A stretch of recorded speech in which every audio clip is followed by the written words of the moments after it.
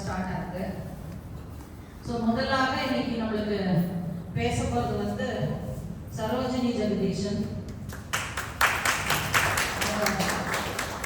நம்ம கம்யூனிட்டிக்கு புதுசு, அதான் கொஞ்சம் ரொம்ப நாள் இல்லை, ரொம்ப நாள் ஆகல. வந்து அவங்கள வந்து அவங்க பகவத்கீதையோட தாய் குழந்தையாகவே நினைச்சு அவங்க வாழறாங்க. அதனால அவங்களுக்கு ரொம்ப பிரியப்பட்ட ஒரு டாபிக் இன்னைக்கு அவங்க பேச போறாங்க. பகவத்கீதையில ஒரு ஸ்லோகம் ஒன்று வரும், அதாவது அதுக்கு அவங்க ரொம்ப பொருத்தம். மூக்கம் கரோதி வாச்சாலம் பங்கும் லங்கயதே கிரிம் யத்கிருபா தமகம் வந்தே பரமானந்த மாதவம் அப்படின்னு. அதாவது மூக்கம் கரோதி வாச்சாலம்னா ஒரு ஊமை இல்லையா, பேச தெரியாதவங்க கூட அந்த பகவானுடைய அருள் தான் பேச்சு வந்துடும். அது நடக்க முடியாதவங்க கூட பங்கும் லங்கயதே கிரிம்னா நடக்க முடியாதவங்க கூட மலையேற முடியும். அந்த மாதிரி ஒரு சக்தி வரும். இவங்க வந்து அந்த மாதிரி தான். இவங்க வந்து தமிழ் தெரியாது, 20 வருஷமா அமெரிக்காவில் வாழ்ந்துட்டு வெறும் இங்கிலீஷும் சௌராஷ்டிரமும் பேசினவங்க. ஒரு என்ன சொல்றது, ஒரு குழந்தை தமிழ் அதுதான் கற்றுட்டு 2020 தான் வந்திருக்காங்க இந்தியாவுக்கு. அப்புறமா தமிழ் கற்றுட்டு தமிழ் பேசி ஒரு மழலை தமிழ்ல ஆரம்பிச்சு கிளாஸ் எடுக்க ஆரம்பிச்சு இன்னைக்கு பாருங்க சொற்பொழிவு கொடுத்த அளவுக்கு வந்திருக்காங்கன்னா இது கண்டிப்பா இந்த ஸ்லோகம் அவங்களுக்கு தான் அந்த அளவுக்கு அச்சீவ் பண்ணியிருக்காங்க அவங்க. அதாவது ஞானமும் பக்தியும் நாணயத்தின் இரு பக்கம் என்று அவங்களுக்கு ரொம்ப நம்பிக்கை. இதில் இவங்க ரொம்ப திடமா நம்புறாங்க. அதை தனது கடைசி மூச்சு வரை பகவத்கீதையை கற்பிப்பதே ஒரே முடிவா எடுத்து அவங்க வாழ்க்கையை அவங்க நடத்திட்டு இருக்காங்க. அவங்க வந்து ஒவ்வொரு ஸ்டெப்லையும் அவங்களுக்கு வந்து இந்த தாய் தான் தன்னை கைட் பண்ணிட்டு போறா அப்படின்னு பயங்கர நம்பிக்கையோட வாழறாங்க. அதாவது பகவத்கீதையினால பல சிறப்புகள் பாராட்டுதல்கள்லாம் வாங்கியிருக்காங்க. அவங்க இந்த ஒரு 4 வருஷத்துக்குள்ள அவங்க நிறைய அச்சீவ் பண்ணியிருக்காங்க. அதாவது அவங்களுக்கு கிடைச்ச சில பட்டங்கள் வந்து கீதை நாயகி, கீதை சீர் பரப்புபவர், கீதை பிரபோதய பூஷிதா, இந்த மாதிரி சில அவார்ட்ஸ் எல்லாம் வாங்கியிருக்காங்க. இன்னும் பல பட்டங்கள் அவங்க போறோம் 3 சொன்னா போறோம் அப்படின்ட்டாங்க. ஸோ கீதா பவனம் போன்ற சில ஸ்தாபனங்கள் வந்து அவங்களுக்கு இந்த பட்டங்கள் கொடுத்துருக்காங்க. அப்புறம் புஷி பாலஸ் அப்படிங்கிற வேர்ல்டு ரெக்கார்ட் புக்கில் இவங்களும் இவங்களோட பேரும் இடம் பெற்றிருக்கு. இவங்களோட அங்கத்தினரோட பேரும் இருக்கு.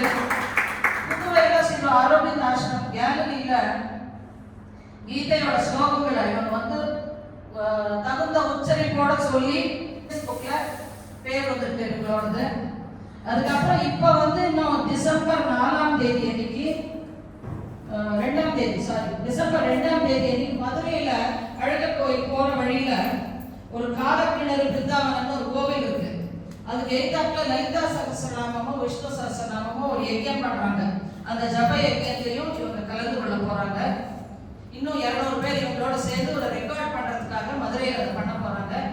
இனி நம் கீதை நாயகி கீதை பாடுவான். கொஞ்சம் ப்ரேயர் பண்ணலாம் நான் நினைக்கிறேன். எல்லாம் நம்ம எல்லாருமே நிமிர்ந்து உட்காருவோம். கொஞ்சம் நேரம் தான் லைட்டாக கண்ணை மூடிட்டு நல்லா மூச்சு வாங்கிங்க. குருவோர் மத்தியன்னு சொல்கிற இந்த புறத்துக்கு நடுவில் மட்டும் நம்ம எல்லா தாட்ஸும் இருக்கணும். நல்லா மூச்சு வாங்கிங்க. பிறகு ஓம் சொல்ல போகிறோம். மூச்சு கொடுக்கும்போது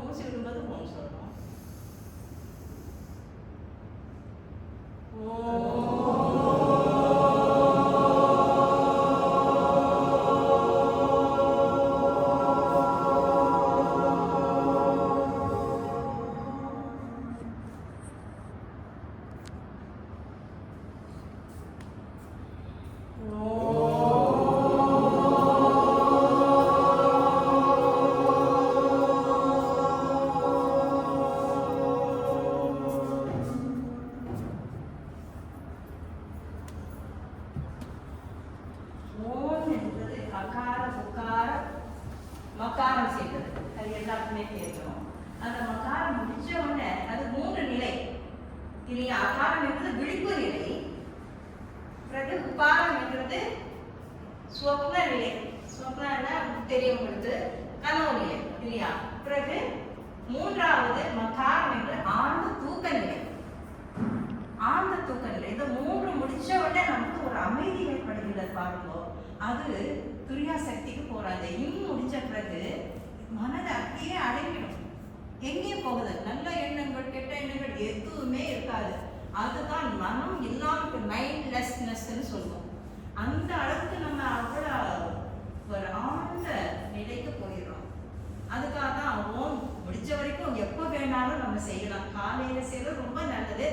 அதனால தான் வித்யா அவங்க அப்புறம் இந்த பக்கம் அவங்க பிரேம்ல தான் இந்த ஓம் கேட்டுட்டே இருப்பாங்க. நான் நினைக்கிறேன் அவங்க கேட்குற இல்லையோ அவங்க இன்னொரு வீட்டுக்கு நல்லா கேட்கும். டெய்லி 6 மணிக்கு ஆரம்பிச்சு 7 மணி வரைக்கும் பல நிலையில நாங்கள் செய்வோம். அதெல்லாம் நான் டீட்டெயில் இப்போ பேசுகிறேன்.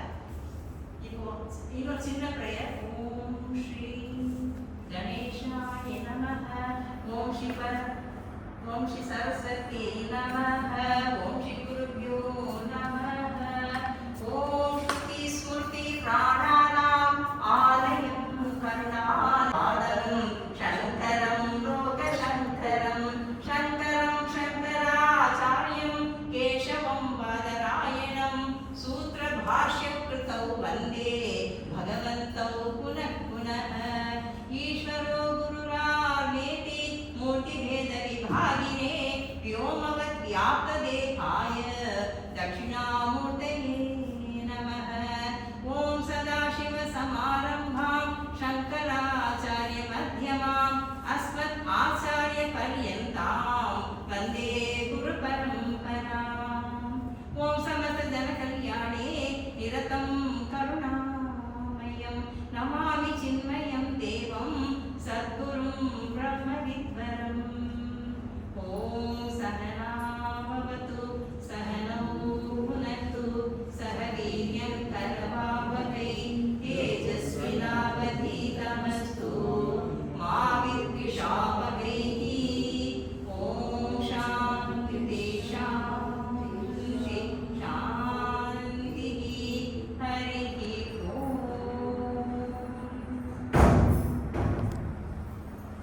भगवद्गीதை என்றாலே ஒரு டிவைன் சாங் என்று சொல்வாங்க இல்லையா? ஒரு புனிதமான பாட்டு, தெய்வீக பாட்டு என்று கூட சொல்லலாம். ஒரு பாட்டு எழுத சொல்லியிருக்காரு பகவான். 701 ஸ்லோகங்கள் கொண்டது பகவத்கீதை.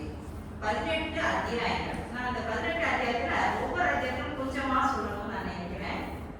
நேரமா ஆகாது. 1/2 மணி நேரத்துல அதை முடிச்சுட்டு கேள்வி ஏதாவது இருந்தாலும் கேட்கலாம் நான் நினைக்கிறேன்.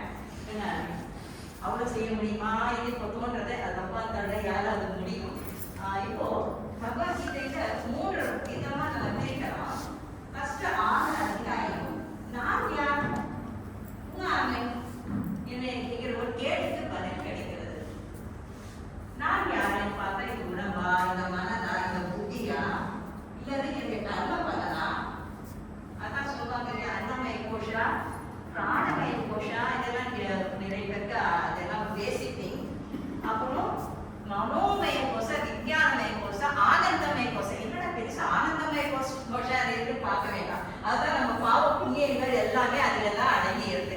அந்த கர்ம பலத்துக்கு ஏற்பதான் இந்த குணம் அமையும். எல்லாருடைய குணங்களும் அமையுது. நம்ம வாழ்க்கையும் அதே மாதிரி தான் அமையுது இல்லையா? நாம என்ன செஞ்ச கர்ம பலன்கள் தான் அமையுது. இப்போ நம்ம கர்மங்கள் இருந்தா தானே பிறப்பு பிறப்பு இல்லாம இருக்கலாமே. அதுதான் நமக்கு ஆசை. இந்த ஹியூமன் கோல் என்று பார்த்தா இப்போ மிருகங்களுக்கு 5 அறிவு, நமக்கு பகுத்தறிவு இருக்கு. எது நல்லது எது கெட்டதுன்னு தெரியும் போது நான் இந்த வாழ்க்கையே எனக்கு கடைசியா இருக்கும். எனக்கு கிடைச்ச இந்த வாழ்க்கை, இந்த எனக்கு